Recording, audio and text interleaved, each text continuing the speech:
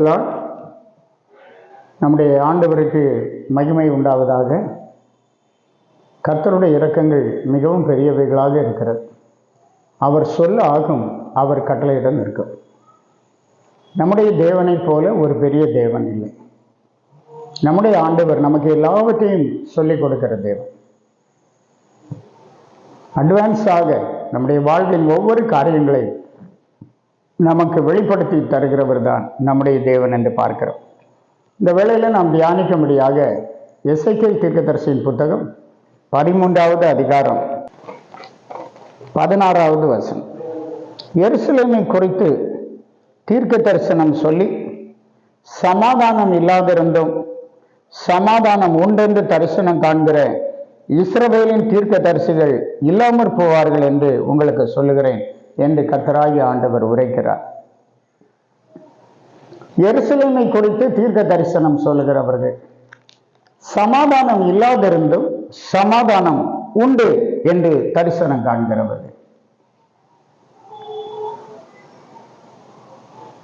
தீர்க்க தரிசனத்தை அற்பமாய் எண்ணாதிருங்கள் என்று வசனம் சொல்லுகிறது.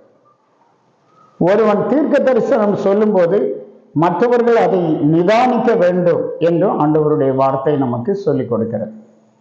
ஆனால் இந்த வசனத்திலே நாம் பார்க்கிறோம், எருசலேமிலே சமாதானம் இல்லாதிருந்தும் சமாதானம் உண்டென்று பொய் தீர்க்க தரிசனம் சொல்லுகிறவர்களை குறித்து இங்கே சொல்லப்பட்டிருக்கிறது. நம்முடைய ஆண்டவர் பொய்யான தீர்க்க தரிசன வார்த்தைகளை வெறுக்கிற தேவன். காரணம் என்னவென்றால், அவைகள் நம்முடைய ஆண்டவரிடத்திலிருந்து வரவில்லை.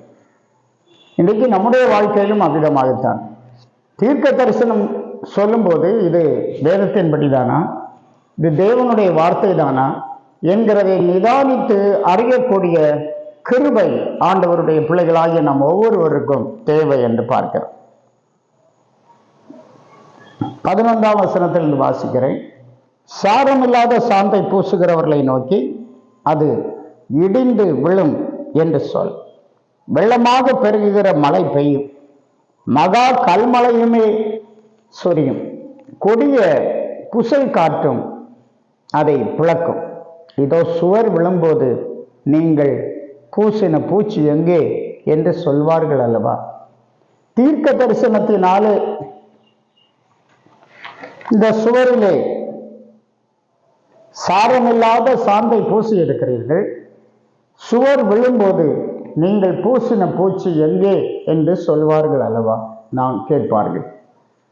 ஆகவே தீர்க்க தரிசனம் சொல்லுகிறவர்கள் கர்த்தருடைய வார்த்தைகளை மாத்திரம் சொல்ல வேண்டுமே தவிர தங்கள் இருதயத்திலிருந்து எடுத்து பேசக்கூடாது.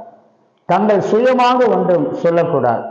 அதை கேட்கிற ஆண்டவருடைய பிள்ளைகளாகிய நாமும் கூட அந்த வார்த்தைகளை நிதானித்து நாம் தேவனிடத்திலிருந்து அந்த சரியான வார்த்தைகளை பெற்றுக்கொள்ளுகிறவர்களாக நாம் இருக்க வேண்டும். சாதாரணமாக ப்ராஃபஸி இஸ் ஃபார் கன்ஃபர்மேஷன் என்று சொல்லுவார்கள்.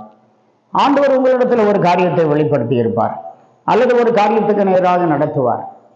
அதை குறித்து தீர்க்க தரிசனம் சொல்லி அதை கன்ஃபார்ம் பண்ணுவார் மற்றவர்களை கொண்டு. இப்படி தேவன் செய்து தம்முடைய வார்த்தையை நிலைப்படுத்துகிற ஆண்டவராக இருக்கிறார். ஆகவே இந்த நாட்களில் கர்த்தருடைய வார்த்தைகளை ஏற்றுக்கொண்டு ஆண்டவருக்கு உண்மையாக ஜீவிப்போம். கர்த்தர் உங்களோடு இருப்பாராக. ஜெபிப்போம். கிருபை நிறைந்த நல்ல கர்த்தாவே, மை துதிக்கிறோம். அருமையான இந்த நல்ல வேளைக்காக நன்றி சொல்லுகிறோம். ஆண்டவருடைய திரு சமூகத்தை நாங்கள் பற்றிக்கொள்ள, தேவனுக்கென்று காணப்பட உடைய சித்தத்தை செய்ய கிருபை தார். எல்லா நன்மையால் நிரப்பும். உடைய பிள்ளைகளை விசேஷமாய் ஆசீர்வதி. தேவ மகிமையால் நிரப்பும். இயேசு மூலம் கேட்கிறோம் பிதாவே. ஆமென். ஆமென். God bless you.